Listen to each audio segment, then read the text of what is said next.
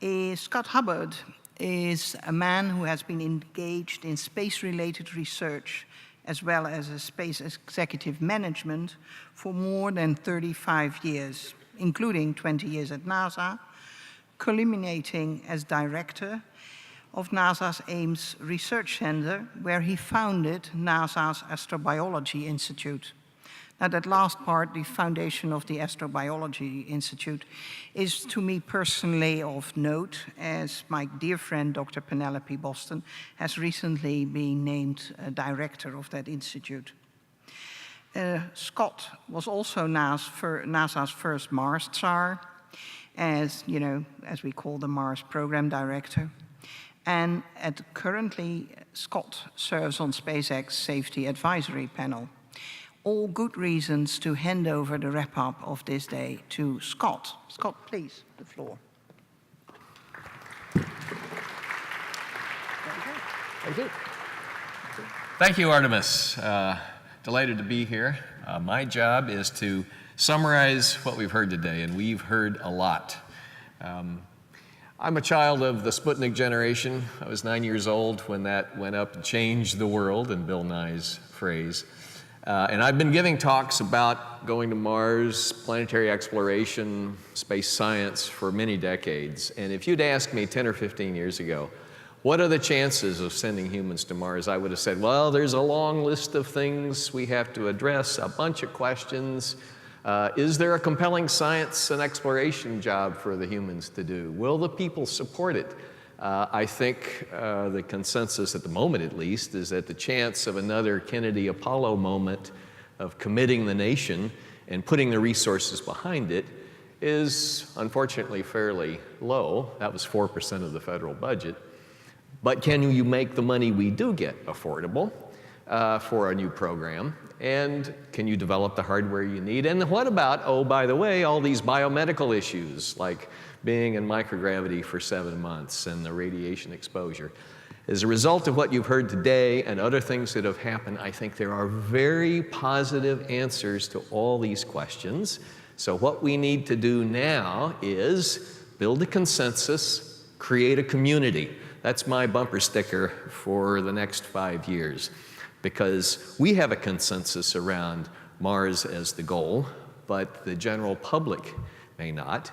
We have pieces of a community. We have aerospace industry, we have academics, we have NASA and other government organizations, but we don't have, I think, a complete community that wants to see a journey to Mars with human beings. And I think if we can do these two things, spread this consensus that starts with groups like this and build a community, we can in fact create the energy to send humans to Mars that will cross presidential administrations. And I believe that's critical to making this journey happen.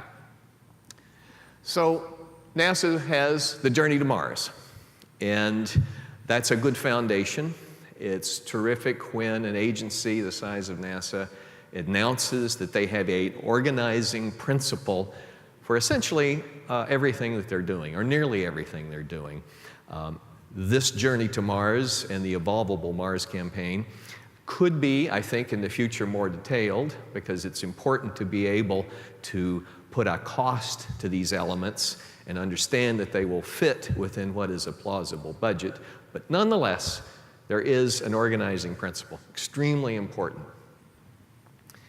We have good news on the radiation effects question. This was alluded to at the very beginning of the day. This was a presentation I heard from the Chief Medical Officer of all of NASA, Rich Williams, when I was on the NASA Advisory Council. And I had been hearing for decades that between microgravity and radiation effects, the trip for humans to Mars looked very, very risky. Now, as a result of everything that has been learned and changing the bar in a more realistic fashion for what percentage of additional mortality you would tolerate, going from 3% to a little over 5%, he said, this is absolutely jaw-dropping at the time I heard it, there are no crew health risks at this time that are considered mission stoppers for a human mission to Mars. This takes one of the big issues off the table. Continue to do work, absolutely, but it addresses one of the fundamental objections that I've heard. Now, one caution, if you've been here all day, you've seen the SAN chart, the NASA's projection from the JPL folks about what a minimal architecture might cost. And in there, hidden down at the bottom, is a little piece called the International Space Station, which at several $billion a year is not a trivial expense. I claim that NASA can afford one human spaceflight program, one major human spaceflight program, not two. So getting everything we can learn from the space station by 2024 and then handing it off to commercial ventures or whatever is critical. But this is a model. 16 nations working together across the globe. This is a model for how we can do an international journey to Mars. There is a place where science and human exploration and technology come together. You heard a marvelous panel with representatives of all three organizations saying we are no longer in our isolated stovepipes. For purposes of going to Mars, we're working together on the technologies, on the mission information, on understanding the difference in culture. And having had a foot in both of those, the difference in culture is huge. That seems to be the word these days. It's huge. So we have science, which would have several hundred scientists in a room arguing about which landing site they should have for Spirit or Opportunity or Curiosity. And somebody would get up and put a presentation and say, we need to go to Gale Crater. Somebody else would jump up and say, that's nonsense, and here's why. I give you 10 reasons why we need to go over here, and so forth. And the group would argue it in a free and open environment, and eventually they would be led, if they had a good chair, to a consensus. Human spaceflight traditionally is a much more top-down, hierarchical culture. Came more out of the military side of the house. Now they're really learning to work together and to blend all these different cultures, and that has resulted in, last fall, a human landing site workshop for Mars, where they're beginning to converge on using the assets of the Mars Reconnaissance Orbiter today, while it's still there, to find the places that we could go that would be good for humans to do exploration. And I think this is the trend that needs to continue of working across these boundaries. Commercial spaceflight. You heard from George Neild what the FAA does in licensing and permitting launches. You've heard about commercial cargo to the space station. That's ongoing between SpaceX and Orbital Sciences, and then Sierra Nevada and their Dream Chaser was just added to that. And then we have commercial crew. In 2017, late 2017, early 2018, there will be the first flights of services purchased at arm's length from these companies taking crew to the space station. A very different model than NASA owning and operating its own trucking service. And why do we care about this? Well, it's the basis for much less expensive transport to low Earth orbit. And of course, you've heard Elon Musk say, I'm going to send a Red Dragon to Mars in 2018, and he's going to test an absolutely critical technology, supersonic retropropulsion. And having been part of the Mars robotic program, that has been extraordinarily successful, but Curiosity was 1 metric ton to the surface. For human exploration, you're going to need 20, maybe 30, somewhere in that range. And to do that, this technology is critical. And then there's another piece. There's the suborbital tourism piece. And you say, well, why isn't that just thrill rides for wealthy people? An astronaut friend of mine, Brewster Shaw, said once, I had a bunch of students arranged to interview him, and he was highly critical of the emerging, this was 10 years ago, the emerging commercial sector. They don't know what they don't know. But then one of the students said, but what will happen if there are more people going even to the edge of space, to the von Karman line, to 100 kilometers? And he completely changed, and he said, oh, the more people that go, the more that will want to go. So this is another way in which the community of people engaged in space travel will enlarge. You heard very recently, just a little while ago, from Bill Nye. Planetary Society sponsored a workshop where this incredible team of people from the Jet Propulsion Laboratory came and gave a report on the minimum architecture. Didn't include nuclear or thermal propulsion or unobtainium or anything like that technologists love to dream about. What it said was, let's take what's on the books or plausibly developed in the near future and see what that would get us. And it shows that within NASA's human spaceflight budget with inflation, you can have a human orbiting Mars in 2033. I think that's extraordinary, because I cannot tell you how many radio shows I've been on where a call-in person says, I hear it's going to cost $10 trillion to get to Mars, and that's absolute total nonsense. But we need to build the consensus among the rest of the citizenry, not just the people in this room, that it can be done within a budget that is very plausible. You just heard a few minutes ago about the National Academy study and America's future in space as a driver for return on investment, high technology workforce, international collaboration. The organizing principle of Journey to Mars can bring all of these benefits on the business side of the ledger, which is another piece of building the consensus and creating the community. And now, public interest. I don't know if you were here for the Hollywood, Mars, and the movies discussion, but of course there's the extraordinary success of the book and the movie The Martian. There's a movie that I've had the pleasure of consulting for, The Space Between Us, about the first child born on Mars. That'll be out August 19th. There's the National Geographic series, which is a 6-part series that will premiere this fall. There's a low-budget movie out there called Passage to Mars. There's the 2 recently graduated students from Stanford who are doing a documentary on these long-duration studies on the analog studies called Red Heaven, and then there's another possible TV series called Life. So there is a lot of public interest out there by people and affecting people who may not know anything about NASA's budget, about the Orion capsule or the Space Launch System, but they go to the movies.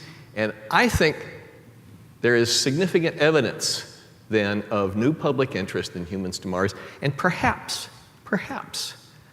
this can be an element that replaces the need for a presidential initiative, another Kennedy speech.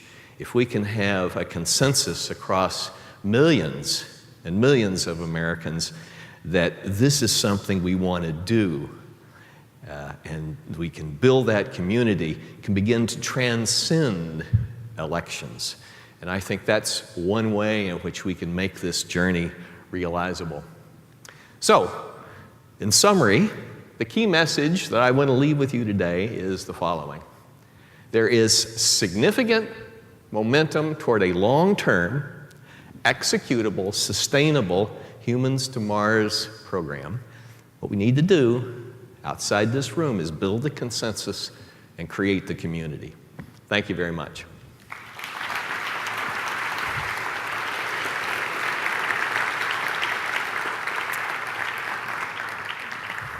So I think we can take a couple of questions. And we need the man with the microphone, and we need a question, and we're in business. Or is everybody ready to go to the reception? That's a possibility, too. Buzz Aldrin, you have the floor, sir. You just need to give the man a microphone here, although I'm sure he could be heard almost anywhere. Do we have a microphone? The microphone is coming. You think? No? Well, why don't you ask the question, Buzz, and I'll repeat it. I question whether an agency from NASA should look at the present budgetary conditions and come to the conclusion that this is the kind of Mars program that we are satisfied with. Mhm. I truly think that's the wrong message to send to a future president. I have asked the study people to explain in terms of the percentage of discretionary funds that most of us that have been around for a while understand what that means, rather than present budgetary restrictions with inflation. Now, we all know. Part one. Okay, now part two. Peak around 67 Yep. of about 4%. Right. And it dropped on down. Maybe a little bump for the space shuttle. The replacement. For the Yeah. space station, but around 0.5% is what we have sort of been looking at. And I look at what did we get for that 4% from 67 to 72? 2 people for one day. A couple of months later, 2 people for one day.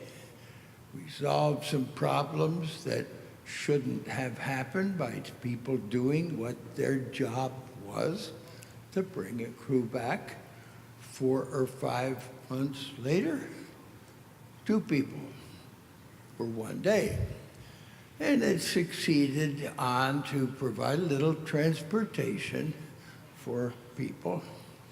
And 6 out of 7 successful missions ended up with 2 people for 2 days, and the last one, 2 people for 3 days. That's the end of 1972. What have we got to show now for that investment of 4% and coming on down? And somebody now is going to tell me that a NASA center representing NASA thinking can do a Mars program. Not much else. It's an overlay. Nothing at the moon. It doesn't include SpaceX. Doesn't include international. And in 33, we get 4 people to Phobos. I guess for a year and a half, and we bring them back. And then in 39, we get 4 people to Phobos, and 2 go down for 30 days. And as I understand it, maybe we can do that again in 4 years. That's not the kind of program I would want to see go to a future president as something that NASA says this is what we could do. I still don't have the answer for whenever this program starts. And it looked to me like it's an overlay on other things that NASA was doing. And it talked about how many SLS launches and how many this. Was that then created for inflation? How about the rest? And you've got a question in here somewhere, right, Buzz? Yeah. Let me take if you would, let me take the first part of this, because there may be other people that want to ask a question.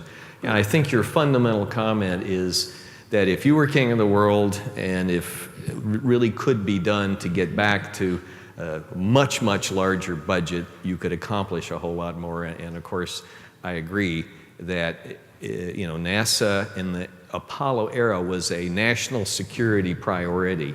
It had a completely different status than it does now, which is just another agency. And so the thing that I was trying to address with the workshop and with the studies was the defeating criticism that I hear so often that you can't do Mars because it costs $1 trillion. And this group was in the workshop was attempting to show, well, if you use what's on the books, the SLS and the Orion, doesn't say that that's going to be the answer, but it was a way of saying that you could take the budget as it exists today with inflation and actually get people to Mars. And to me, it was important if you're going to approach a sustainable program, you cannot project, in my view, getting a 4% spike out of the federal budget. And here we perhaps agree to disagree. No other international participation is involved. Well, of course. What Buzz just said is this picture that's been shown numerous times didn't involve international collaboration. And of course, in the real case, I mean, this was an existence proof, a plausibility argument. In the real program that would come later, you would have substantial. As I said, take the International Space Station, where 16 nations collaborated. The opportunities there for contributions from every country to U.S. leadership is substantial and would be included, absolutely would be included. But in holding this workshop with the Planetary Society and giving a forum for the JPLers to present this minimum architecture, I was trying to, first of all, address the way in which naysayers constantly undercut the notion of even discussing a program to Mars by saying it would cost the entire budget of the world, certainly of multiple agencies, and that's simply not true. And now we can get about the business of building a real program. So I appreciate what you say, Buzz. Let's go out there and get 6% of the federal budget, but in the meantime, let's see if we can do something that is within the constraints that we have. 2%, he wants 2%. That's good, I can go with that. Okay, there is a reception coming up. You want to do one more question? We'll do one more question. Yeah, gentleman right here. I understand the idea of building a consensus, but what do you do with the anti-science portion of our population? Because nobody seems to be talking about the people that are just opposed to science. Right. So do you ignore them, or do you try to persuade them? Well, I hope they would come along on the adventure and on the journey. I've found it, I was born and grew up in Kentucky. And that's the home of the Creationist Museum. And I don't know if you saw the thing on YouTube where Bill and I debated the head of that museum very effectively, I thought. And so I grew up with people who had profoundly anti-science, or let's say they had their certain way of believing things, their ideology. But at the same time, the excitement of space exploration is something I found resonates even with those people. You don't have to tell them that it's for science. It's about the pure human instinct to explore. I want to know what's over that next hill. And the times I've been back to Kentucky, where my parents passed away and had very conservative friends who I'm sure would vote the extreme right ticket, and nevertheless say, well, what's happening with those rovers on Mars? That's really something. And my mother would say, those rovers, they're really cute. That was her judgment, right? It was really cute. And so I think that if we have an exciting program that's doing exciting things, that is for exploration and is a very human endeavor, I believe that some, not all, some substantial fraction of these folks would come along with us on the journey. Anyway, we have a reception coming up. Thanks very much, folks.